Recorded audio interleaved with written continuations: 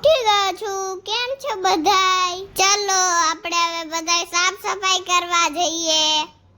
સૌથી પહેલા આપણે સોફા ઝાપડશું કે એમાં બહુ જ ધૂળ હોય છે. ત્યારબાદ આપણે સંજવારી કાઢશું. બાપ રે, કેટલી ધૂળ, કેટલી ધૂળ, કેટલી ધૂળ. હા, શું તો થાકી ગયો. હવે તો મારે આરામ કરવો જ પડશે કે હું તો બહુ જ થાકી ગયો છું.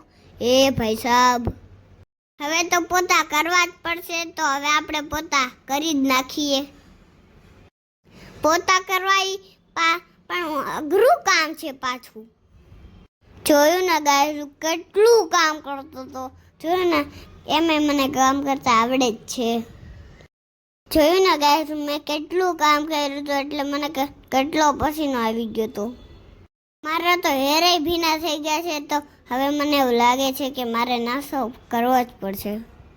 નાસ્તામાં આપણે હવે ચોકોસ ખાશું કે ચોકોસ તો મને બહુ જ ભાવે છે. એટલે ચોકોસથી મને એનર્જી મળશે કે ચોકોસમાં એવું લખેલું છે. હવે તો હું થાકી ગયો છું. એટલે બાય ગાઈઝ, બાય. જય શ્રી કૃષ્ણ બધાને. આવજો. Bye bye.